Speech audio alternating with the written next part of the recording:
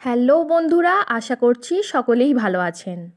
জামরুল গাছে এই মুহূর্তে অর্থাৎ ফেব্রুয়ারি মাসের শেষের দিকে যাদের গাছে এখনও ফুল আসেনি, কী পরিচর্যা করলে খুব তাড়াতাড়ি ফুল আসবে, এই বিষয়ের আজকের আলোচনা। নমস্কার বন্ধুরা, আমি পর্ণা আর আপনারা দেখছেন গার্ডেনিং উইথ পর্ণা।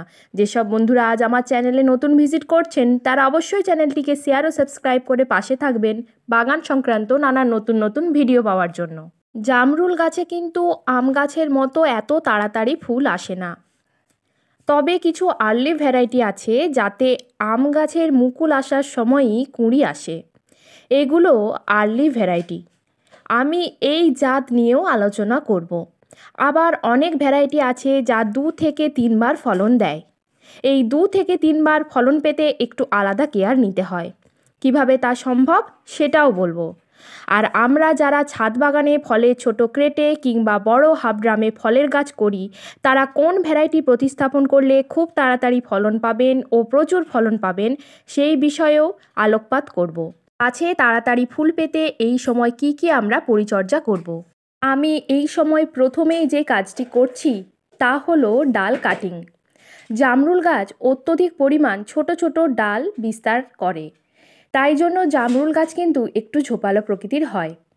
তবে একসাথে এত ডাল থাকলে সেটা আবার অসুবিধা করে, কারণ গাছের মধ্যে পুরোপুরি রোদ পৌঁছায় না, তাই গাছের ভেতরের ডালপালাগুলো বৃদ্ধি পায় না। তবে সেই ডালে যদি ফুল আসে, সেই ফুলও তাড়াতাড়ি ফলে ম্যাচিওর হয় না। আবার অনেকাংশে ভিতরের ডালগুলি রেখে দিলে ফুল তো গাছে আসেই না, উপরন্তু গাছের গ্রোথও কিন্তু একেবারে থমকে যায়।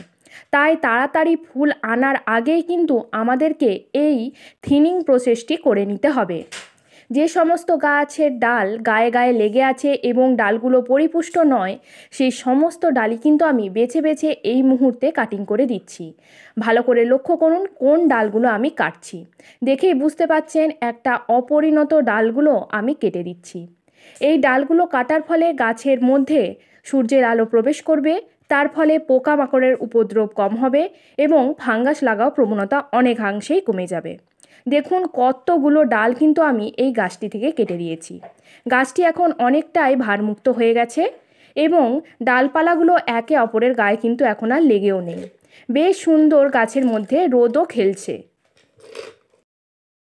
এবার দ্বিতীয় পর্যায়ে আমরা যে খেয়ালটা করব, গাছের পাতাগুলো লক্ষ্য করুন হলদে হয়ে গিয়ে পুড়ে যাচ্ছে, কিছু কিছু পাতায় কালো স্পট আসছে।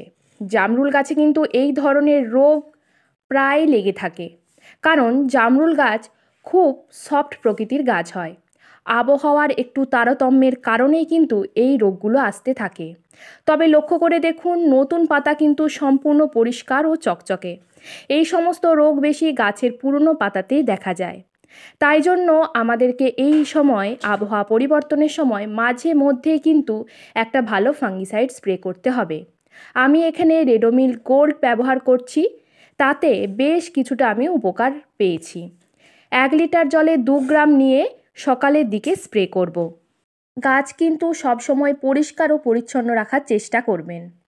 গাছের যত হলুদ হয়ে যাওয়া পাতা এবং রোগাক্রান্ত পাতা সমস্ত বেছে বেছে কিন্তু আমাদেরকে তুলে অন্যত্র ফেলে দিতে হবে এই সময়। এই রোগাক্রান্ত পাতা গাছে রাখলে গাছে দুরকমভাবে ক্ষতি হয়। প্রথমত গাছের এনার্জি নষ্ট হয় এর পিছনে, দ্বিতীয়ত এই রোগাক্রান্ত পাতা থেকে সুস্থ পাতাগুলো তাড়াতাড়ি রোগগ্রস্ত হয়ে পড়ে। তাই এই কাজগুলো আমাদেরকে কিন্তু খেয়াল করে বাগানে প্রতিনিয়ত করতেই হবে। 1.5 মাস আগে আমি এই গাছটিকে 10 ইঞ্চি মাটির টব থেকে এই বড় ফলের কেটে দিয়েছি। সেই সময় আমি বেলে দোআঁশ মাটি 50% ও গোবর সার 50% এবং কিছুটা ফুরাডন দিয়ে মাটি প্রস্তুত করেছিলাম। তারপর থেকে গাছটিতে কিন্তু আমি কোনো রকম ভারী খাবার প্রয়োগ করিনি। শুধু 15 দিন অন্তর হালকা পাতলা করে সর্ষের খোলের জল দিয়ে এসেছিলাম। কিন্তু এখনও যেহেতু ফুল আসেনি, তাই এই গাছটিতে আমাদেরকে এই মুহূর্তে একটা ভারী খাবার প্রয়োগ করতে হবে, যেটা হবে পটাশ সমৃদ্ধ। এখানে আমি খাবার হিসেবে ব্যবহার করছি 4 মুঠো পরিমাণ জৈব মিক্স খাবার। যেই মিক্স খাবারে আছে হাড়ের গুঁড়ো, শিংকুচি, লেদার মিল, সর্ষের খোল, বাদাম খোল ও নিম খোল। সমস্ত কিছু একসাথে সম পরিমাণ নিয়ে সেই পরিমাণ মতো ভার্মিকম্পোস্ট মিশিয়ে জলের ছিটে দিয়ে আমি 10 থেকে 15 দিন খাবারটা ভালোভাবে ডিকম্পোস্ট করে নিয়েছিলাম। এই জৈব খাবারের সাথে আমি কিন্তু এক্সট্রা করে 4টে খাবার এই সময় অ্যাড করব, যাতে খুব তাড়াতাড়ি আমরা গাছে কুঁড়ির দেখা পাবো। সেই সমস্ত খাবার বলবার আগে চলুন দেখে নিই খাবার প্রয়োগ করার আগে আমাদেরকে কী কী পদ্ধতি অবলম্বন করতে হবে। গাছটির দুর্বল ডালগুলো কেটে দেওয়ার পর গাছটা দেখুন বেশ হালকা হয়েছে এবং মাটিতেও কিন্তু বেশ ভালোভাবে রোদ চলাচল করছে।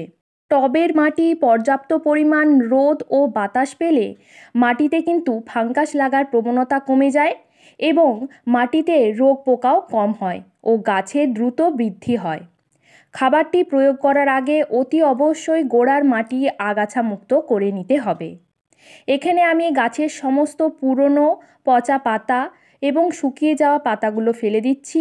এরপর সমস্ত মাটিটি আমি আলগা করে নেব। গাছে খাবার প্রয়োগ করার আগে আমাদেরকে কিন্তু এই কাজটি অবশ্যই করতে হবে। এতে খাবার দ্রুত মাটির সাথে মিশে যায় এবং গাছের দ্রুত নিতে সুবিধা হয়।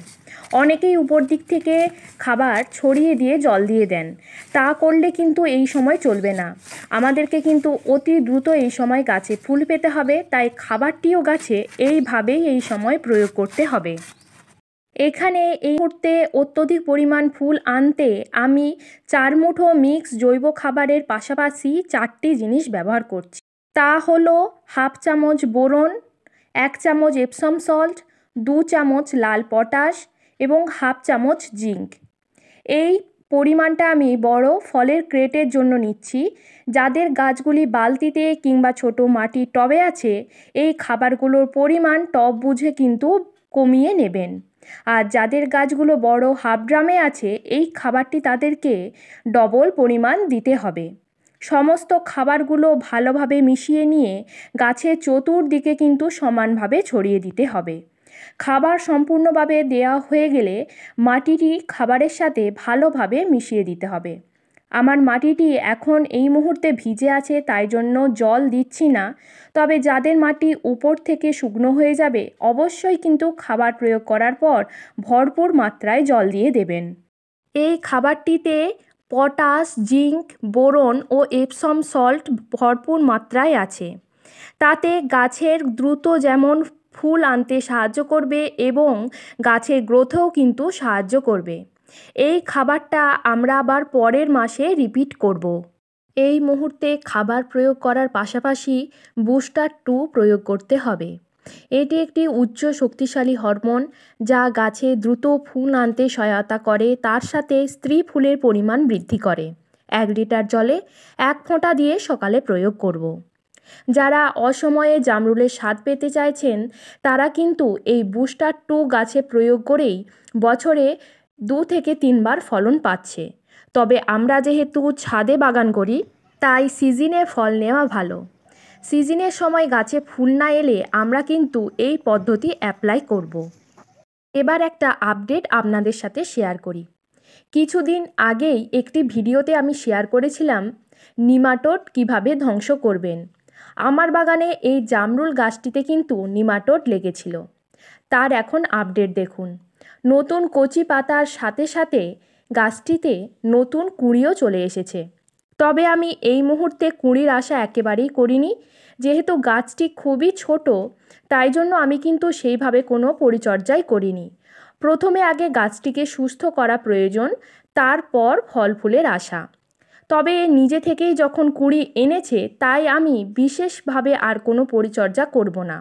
নিজে যতটা পারবে রাখার চেষ্টা করবে, তা না হলে ঝরিয়ে দেবে। এটি একটি আর্লি ভ্যারাইটির জামরুল, যা ছাদ বাগানে এখন বেশ জনপ্রিয় হয়ে উঠেছে। এটি হলো লাল মিসাইল জামরুল। বিভিন্ন বাগানীদের কাছ থেকে জেনেই আমি এই আইডিটা সংগ্রহ করেছিলাম। অত্যধিক পরিমাণ ফলন দেয়, ছাদ বাগানের জন্য একটি সেরা জাত হলো লাল মিসাইল জামরুল। তবে এই মুহূর্তে বালি চম্পা বলেও একটি আইডি বেশ জনপ্রিয় হয়েছে। তবে যারা ছাদ বাগানে 12 মাসই জামরুল পেতে চান, তারা মিনিয়েচার চেরি জামরুল ছাদ বাগানে লাগাতে পারেন। তবে সেটা বেশি বড় সাইজের হয় না, ছোট আকারের জামরুল সারা বছরই হয়। জামরুল গাছে যাদের এখনও ফুল আসেনি, আপাতত এই পরিচর্যাটুকু করলেই খুব তাড়াতাড়ি কিন্তু ফুলের দেখা পাবেন। আজকের ভিডিওটি এই পর্যন্তই। ভিডিওটি ভালো লাগলে প্লিজ একটা লাইক করবেন, চ্যানেলটি শেয়ার ও সাবস্ক্রাইব করে পাশে থাকবেন। ফিরছি পরের ভিডিওতে, ততক্ষণ পর্যন্ত সুস্থ থাকুন, নিজের বাগানের গাছগুলিকেও সুস্থ রাখুন।